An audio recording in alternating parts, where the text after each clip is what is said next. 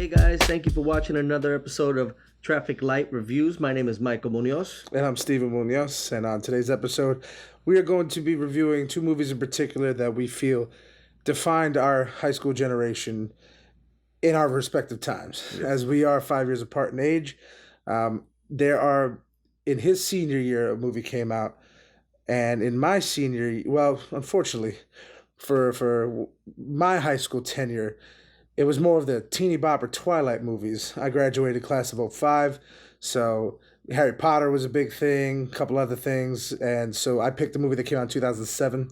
But first, we're going to start with American Pie.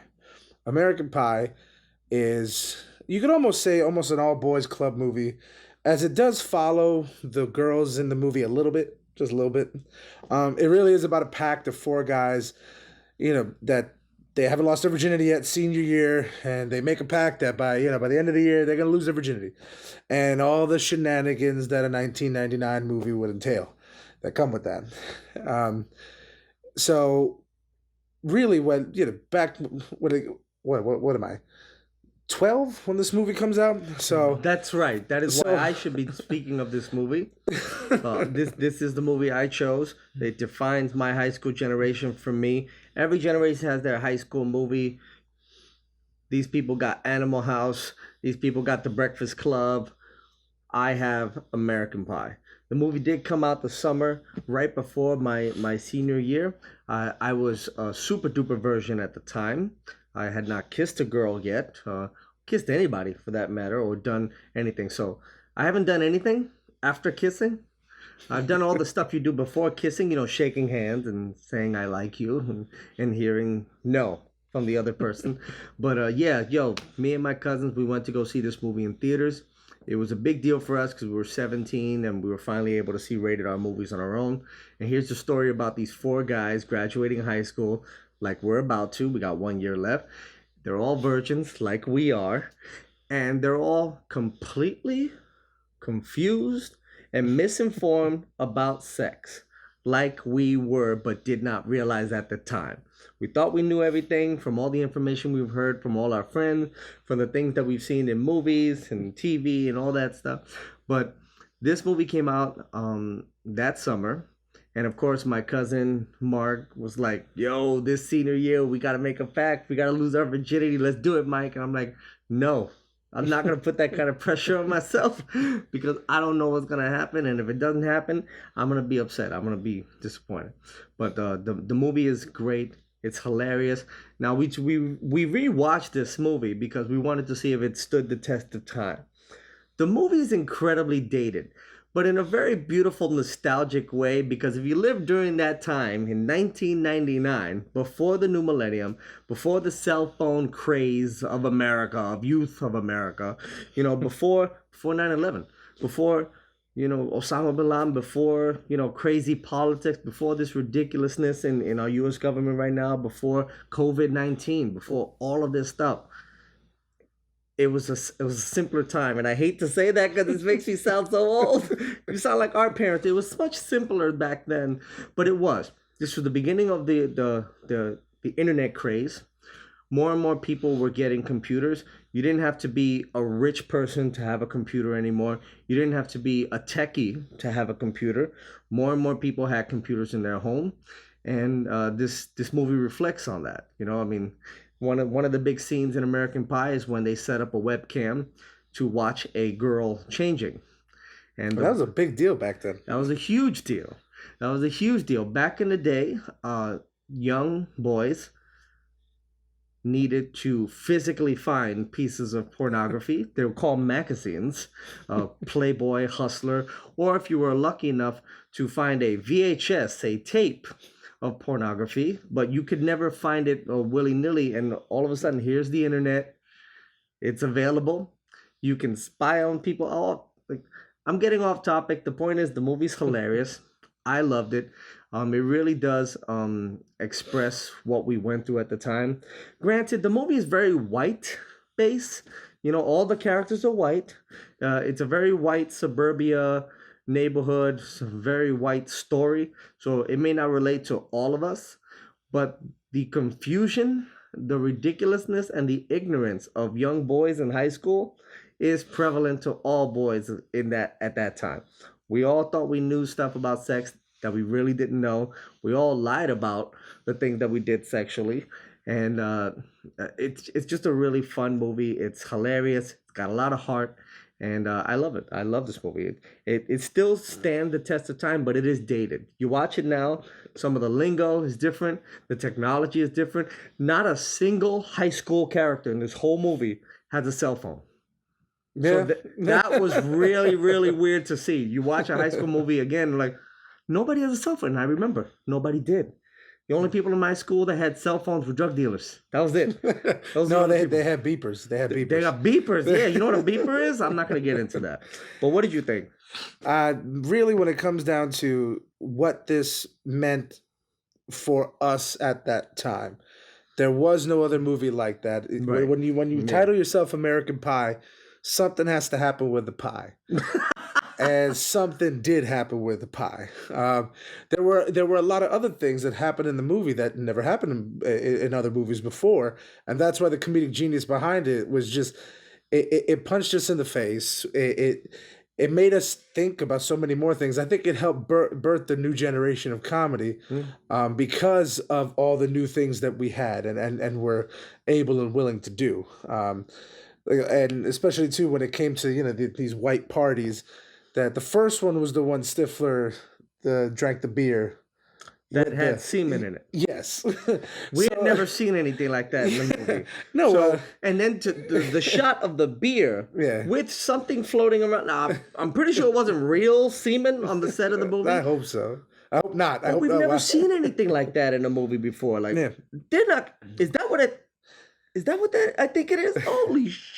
I really think it was a very good representation of what you can do with the times as they progress. Right. What's the type of movie you make now for this generation? Yeah. And this was the perfect type of high school movie at that time for that generation and of that comedy level as well. We were getting into those, there's something about Mary's, we're getting into those, all the new brand of humor. Raunchy, inappropriate, what did I just see type comedy. Yeah. Where every movie. What did he just say type comedy. Yeah, every movie has to have something where you're like, oh man, I remember that one scene. And the rest of the movie may not be good, but at least you still remember those pivotal scenes. Now, the only thing that's why I say it's a little biased towards us, since it is following the boys more, I gravitate towards that. Like the male with his issue. Now, don't get me wrong, the female representation in that movie, with that the feminist character, she tries to give that little make it seem like they're trying to cover their bases and be a well-rounded movie that talks about so many. Like, no, it is really mainly more about four dudes and what they go through. Yeah. So yes, do I feel like this represented the entire body of what high school life was? Well, if anything, it did open the door. It did start knocking down the doors for pretty much talking about things in a different way that we haven't talked about as high schools, as teens. And the awkwardness of it, and the whether disgusting or funny way that we could combine those two together to bring light to these things.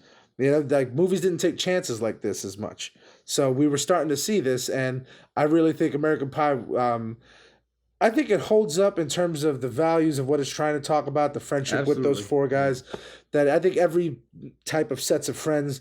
Everybody talks about in high school. Yeah, we're trying to stay in contact. Like we're gonna be friends forever, whatever.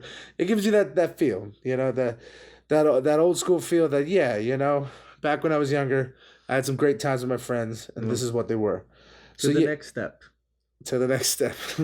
So yes, definitely. And this film is the film that first coined the phrase that is very, very familiar today, MILF.